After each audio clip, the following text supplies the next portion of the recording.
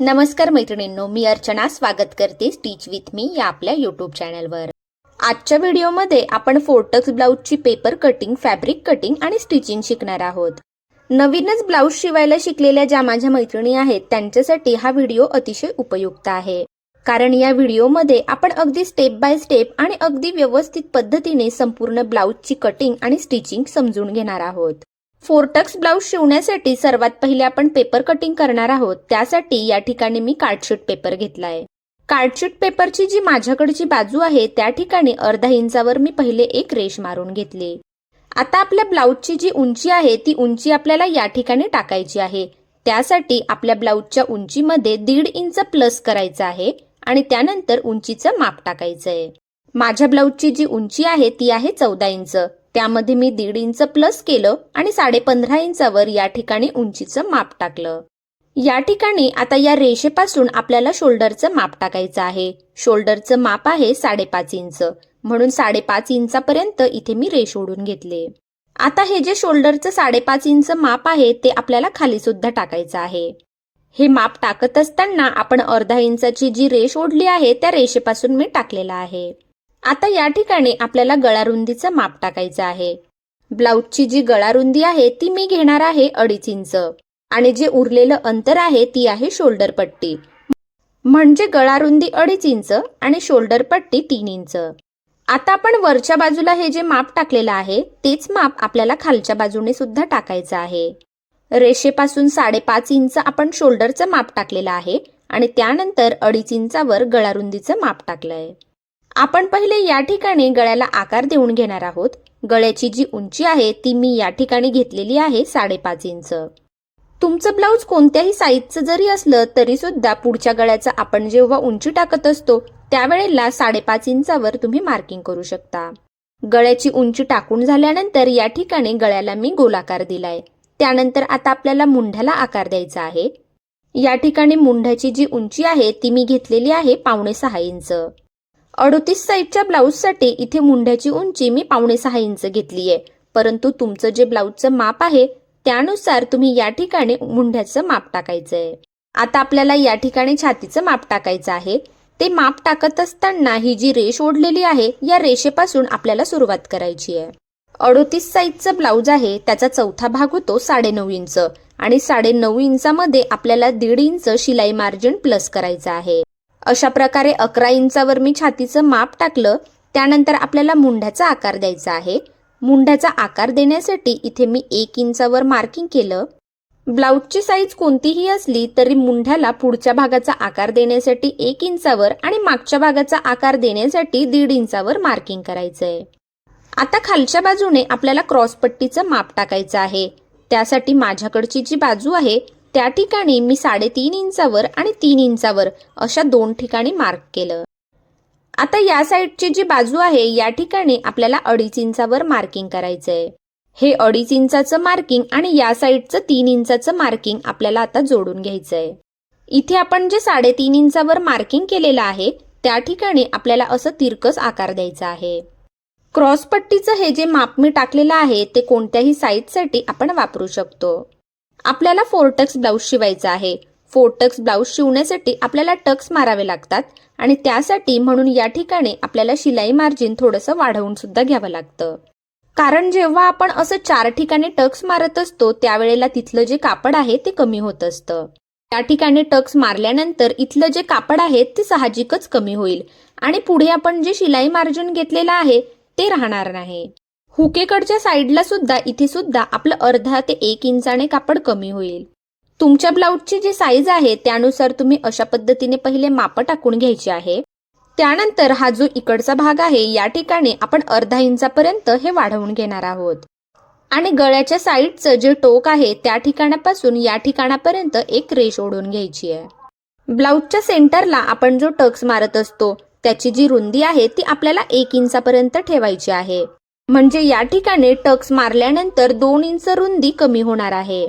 म्हणून या ठिकाणी फिटिंगकडच्या साईडने आपण 1 इंच अंतर वाढवून घेणार आहोत। अशा पद्धतीने 1 इंचावर या ठिकाणी मी मार्किंग केलं। आता या फोर्टक्स ब्लाउजमध्ये ब्लाउजची जी मुंढ्याची बाजू आहे त्या ठिकाणी सुद्धा आपण एक टक्स मारणार आहोत। म्हणून या वरच्या साईडने सुद्धा इथे मी अर्धा इंच माप वाढवून घेणार आहे. वरच्या बाजूने अर्धा इंच आणि खालच्या बाजूने 1 इंच अशा पद्धतीने मी इथे वाढवून घेतलेला आहे. आता हे जे दोन्ही पॉइंट आहे ते आपल्याला एकमेकांना जोडून सरळ रेष मारून घ्यायची आहे. आता आपण खालच्या बाजूला आणि वरच्या बाजूला जो टक्स मारणार आहोत त्यासाठी वाढवून घेतलंय. पण आपल्याला हुकेकडच्या बाजूने आणि फिटिंगकडच्या बाजूने सुद्धा टक्स मारायचा आहे आणि टक्स मारल्यानंतर त्याची जी उंची आहे ती आपली साहजिकच कमी होणार आहे. ब्लाऊज शिवल्यानंतर त्याची उंची कमी होऊ नये त्यासाठी या ठिकाणी आपण अर्धा इंचाने खालच्या बाजूने वाढवून घेतलंय. क्रॉस पट्टीचा जो आकार आहे त्या ठिकाणी अशा पद्धतीने अर्धा इंचावर मी संपूर्ण मार्किंग करून घेतलं. तुमच्या ब्लाऊजची जी साईज आहे ती कोणतीही असली तरी सुद्धा मी ज्या पद्धतीने हे माप वाढवून घेतलेलं आहे त्याच पद्धतीने वाढवायचं आहे. ब्लाऊजच्या उंचीमध्ये आपण वाढवल्यामुळे या ठिकाणी आपलं जे क्रॉस पट्टीचं माप आहे ते कमी झालेलं आहे. त्यामुळे खालच्या बाजूने आपल्याला अर्धा इंच क्रॉस पट्टी वाढवून घ्यायची आहे. आपण जेव्हा कापडावर मार्किंग करत असतो त्यावेळेला क्रॉस पट्टी अर्धा इंचाने जास्त घ्यायची आहे. सर्व बाजूने आपण जे मार्किंग केलेलं आहे त्या ठिकाणी आपल्याला आता हे कटिंग करून घ्यायचंय. फोरटक्स ब्लाऊजच्या पुढच्या भागाचं या ठिकाणी आपण कटिंग केलेलं आहे. आपल्याला जर हवं असेल तर आपण कार्डशीट पेपरवर मागच्या भागाचं सुद्धा कटिंग करून घेऊ शकतो. मागच्या भागाचं मार्किंग कसं करायचं आहे ते मी तुम्हाला डायरेक्ट कापडावर दाखवणार आहे आणि पुढच्या भागाचं मार्किंग करण्यासाठी आपण हे जे पेपर कटिंग केलेलं आहे हे वापरणार आहे. आता कापडावर या ठिकाणी मी सर्व मार्किंग करून घेतलेलं आहे. ते कशा पद्धतीने केलंय ते आपण पाहूया. ब्लाऊजची जी उंची आहे 14 इंच त्यामध्ये 1 इंच शिलाई मार्जिन प्लस करून इथे मी मार्किंग केलं, उंची टाकली. वरच्या बाजूने शोल्डरचं माप टाकत असताना 5.5 इंचावर मी टेप ठेवून रेष ओढली. त्यानंतर इथे गळा रुंदी आणि शोल्डर पट्टीचं माप टाकलं. वरच्या बाजूचं जे माप आहे तेच माप खालच्या बाजूने सुद्धा टाकलं. त्यानंतर आपण पुढच्या भागाला जी मुंड्याची उंची टाकली होती तीच मुंड्याची उंची या ठिकाणी सुद्धा आपल्याला टाकायची आहे. त्यानंतर इथे मुंड्याच्या उंचीजवळ आडवा टेप ठेवला आणि छातीचं जे माप आहे त्यामध्ये 1.5 इंच शिलाई मार्जिन प्लस करून इथे 3 ठिकाणी मार्किंग केलं आणि रेष ओढली. या ठिकाणी मुंड्याला आकार देण्यासाठी इथे मी 1.5 इंचावर मार्किंग केलं. या मार्किंगवर आपल्याला अशा पद्धतीने गोलाकार द्यायचा आहे. त्यानंतर गळ्याची उंची टाकली आणि गळ्याला गोलाकार दिला. मागच्या भागाचं संपूर्ण मार्किंग झाल्यानंतर आपण जे पुढच्या भागाचं पेपर कटिंग केलेलं होतं ते अशा पद्धतीने या ठिकाणी मी ठेवलं आणि साईडने मार्किंग करून घेतलं. जसं आपलं पेपर कटिंग आहे त्याप्रमाणे अगदी तंतोतंत खडूने मार्किंग मी केलेलं आहे. आता क्रॉस पट्टीचं माप टाकत असताना ही क्रॉस पट्टी ठेवली आणि खालच्या बाजूने अर्धा इंच कापड मी शिल्लक ठेवलेला आहे. आता या अस्तरचा जो उरलेला भाग आहे या ठिकाणी आपण बाहीचं कटिंग करणार आहोत. ब्लाऊजचा मागचा भाग, पुढचा भाग आणि क्रॉस पट्टी असं आपण कटिंग केलेलं आहे. आता आपण बाहीचं कटिंग कसं करायचं ते पाहूया. बाहीचं कटिंग करण्याआधी त्याचं सुद्धा तुम्ही पहिले पेपर कटिंग करून घेऊ शकता. या ठिकाणी तुम्हाला डायरेक्टच कापडावर बाहीचं कटिंग कसं करायचं ते मी तुम्हाला दाखवते. आपल्या ब्लाऊजची साईज आहे 38 इंच, त्याचा चौथा भाग आहे 9.5 इंच. म्हणून या ठिकाणी बाहीची जी रुंदी आहे ती आपल्याला घ्यायची आहे 9.5 इंच. बाहीचं पेपरवर कटिंग कसं करायचं ते जर तुम्हाला बघायचं असेल तर चॅनलवर अजूनही काही व्हिडिओ आहे, ते सुद्धा तुम्ही पाहू शकता. बाहीचं कटिंग करण्यासाठी दुहेरी कापड घेऊन या पद्धतीने 9.5 इंचाची मी घडी केली. माझ्या उजव्या हाताकडून बाहीची बंद बाजू आहे, त्या ठिकाणी बाहीची जी उंची आहे त्यामध्ये 1 इंच शिलाई मार्जिन प्लस करून इथे मी मार्किंग करते. बाहीची टोटल उंची आहे 10 इंच, म्हणून मी 11 इंचावर मार्क केलं. ओपन बाजूने सुद्धा आपल्याला 11 इंचावर टेप ठेवायचा आहे आणि वरच्या बाजूने 3 इंचावर इथे मार्किंग केलं. जे मार्किंग केलेलं आहे या ठिकाणी 9.5 इंचावर मी टेप ठेवला आणि जी ओपन बाजू आहे या साईडने 1.5 इंचावर मार्किंग केलं. तुमच्या बाहीची जी रुंदी आहे किंवा उंची आहे ती कितीही असली तरी या ठिकाणी आपल्याला 1.5 इंचावर मार्किंग करायचंय आणि अशा पद्धतीने बाहीचा जो आकार आहे तो आपल्याला द्यायचा आहे. बाहीच्या वरच्या भागाचा आकार दिल्यानंतर खालच्या बाजूने सुद्धा आपल्याला असा निमुळता आकार द्यायचा आहे. दंडघेराच्या मापामध्ये 1.5 इंच शिलाई मार्जिन प्लस करून मार्किंग करायचंय. या ठिकाणी वरच्या बाजूने 1 ते 1.5 इंच अंतर सोडायचं आहे आणि त्यानंतर अशा पद्धतीने तिरकस रेष ओढून जोडून घ्यायचंय. या ठिकाणी आपल्याला बाहीला कापड कमी पडतंय, इथे आपण जॉईंट देणार आहोत. बाहीला आपण जो आकार दिलेला आहे तो या ठिकाणी कट करून घेतेय. आपल्याला कापडाला जो जॉईंट द्यायचा आहे त्या ठिकाणी पहिले कापडाला जॉईंट दिल्यानंतर सुद्धा हा आकार तुम्ही कट करू शकता, किंवा मी ज्या पद्धतीने कटिंग करते त्या पद्धतीने सुद्धा तुम्ही करू शकता. आता वरचा जो आकार आहे तो आपण देऊन घेतला. आपण पहिले कापडाला जॉईंट देऊन घेऊया आणि त्यानंतर पुढच्या भागाचा जो आकार आहे तो नंतर देऊया. या ठिकाणी ही कापडाची पट्टी आहे, ही आपण या ठिकाणी जोडू शकतो. आता ब्लाउजचं जे मेन फॅब्रिक आहे ते आपण कटिंग करूया. त्यासाठी मागचा भाग, पुढचा भाग, बाही आणि क्रॉस पट्टी अशा पद्धतीने मी ठेवून घेतले. अस्तरपेक्षा मेन फॅब्रिक अर्धा इंचाने जास्त ठेवून मी कटिंग करून घेतलंय. ब्लाउजचं कटिंग आपलं झालेलं आहे. आता आपण स्टिचिंग करायला घेऊया. सर्वात पहिले अस्तर आणि मेन फॅब्रिक हे आपल्याला एकमेकांना जोडून घ्यायचं आहे. त्यासाठी पहिले जो मागचा भाग आहे तो मी घेतलाय. उलट भागावर अस्तरचा भाग ठेवून आपल्याला संपूर्ण भागावर शिलाई मारायची आहे आणि शिल्लक राहिलेलं जे कापड आहे ते कट करायचंय. आता ब्लाउजचा जो पुढचा भाग आहे तो आपल्याला जोडायचा आहे. तो एकाच साईडचा तयार होऊ नये, दोन्ही साईडचा तयार व्हावा यासाठी अशा पद्धतीने आपल्याला हे शेजारी शेजारी ठेवायचे आहेत.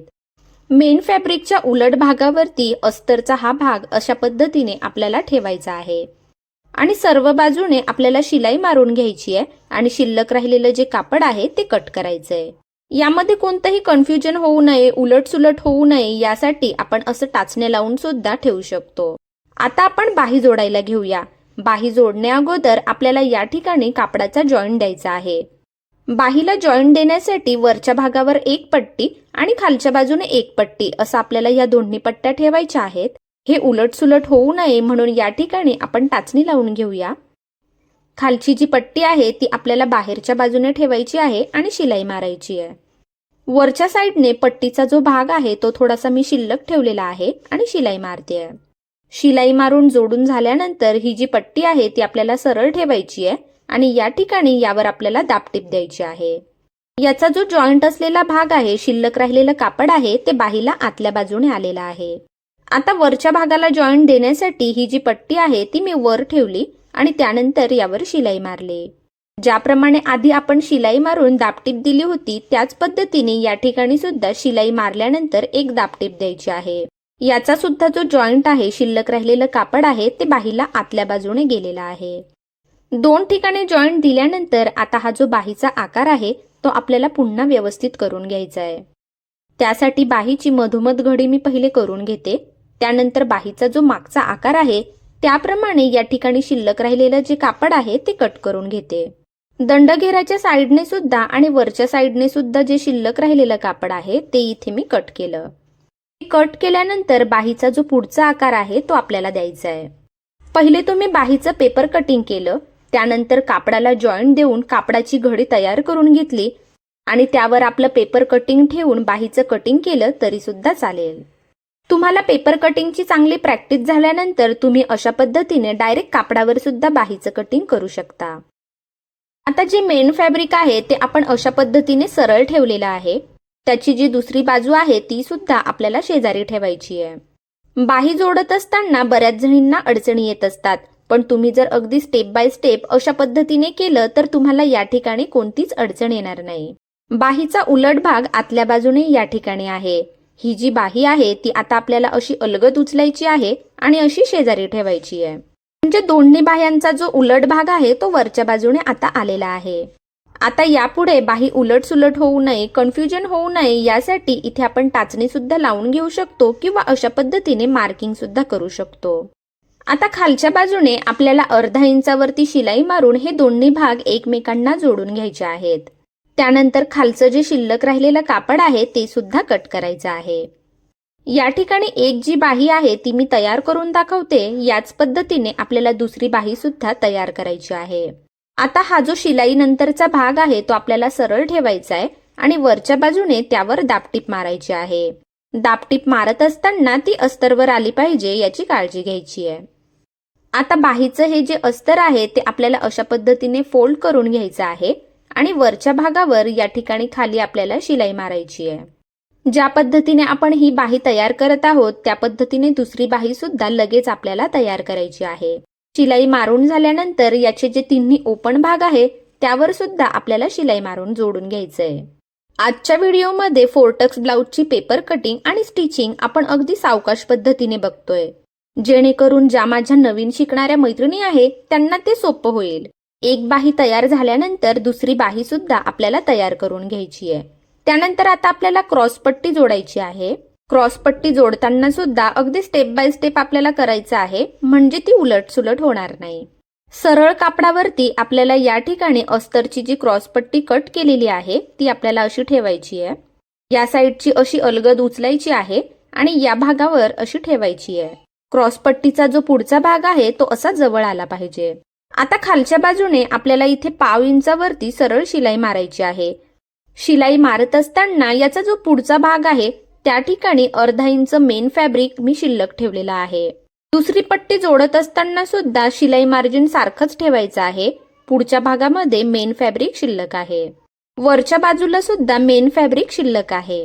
शिलाई मारून झाल्यानंतर खाली शिल्लक राहिलेलं जे कापड आहे ते कट करून घेते. शिलाई मारून जोडून झाल्यानंतर यावर आपल्याला आता दाबटीप द्यायची आहे.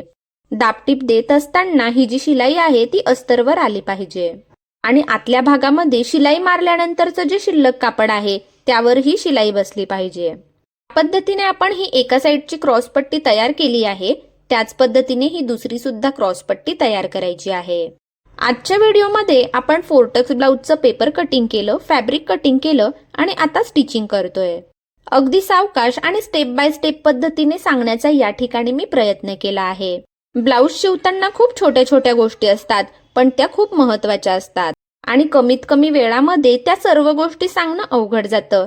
त्यामुळे हा जो व्हिडिओ आहे तो डिटेल पद्धतीने तयार करण्याचा मी प्रयत्न करतेय. क्रॉसपट्टीवर शिलाई मारून दाबटीप दिल्यानंतर मागच्या बाजूने ती फोल्ड करायची आहे आणि अशा पद्धतीने तिन्ही बाजूने त्यावर शिलाई मारायची आहे.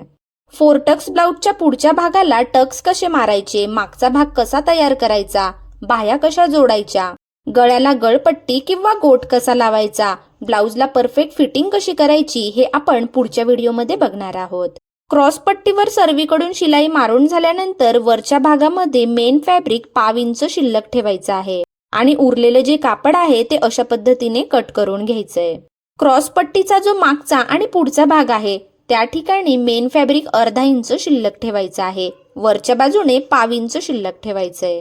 अस्तरचे सर्व भाग आपले मेन फॅब्रिकला जोडून झालेले आहेत. आजच्या व्हिडिओमध्ये आपलं अर्ध काम झालेलं आहे. पुढचं जे अर्ध काम आहे ते कसं करायचं आणि असं सुंदर आणि परफेक्ट फोर्टक्सचं ब्लाऊज कसं शिवायचं ते आपण पुढच्या व्हिडिओमध्ये पाहूया. आजचा व्हिडिओ जर तुम्हाला आवडला असेल तर व्हिडिओला एक लाईक नक्की करा आणि या व्हिडिओचा जो पार्ट 2 आहे तो बघण्यासाठी चॅनलला सबस्क्राईब सुद्धा करा, म्हणजे ज्या वेळेला मी व्हिडिओ अपलोड करेल त्यावेळेला तुमच्यापर्यंत तो लगेच पोहोचेल. चला तर मग भेटूया पुढच्या व्हिडिओमध्ये. तोपर्यंत बाय.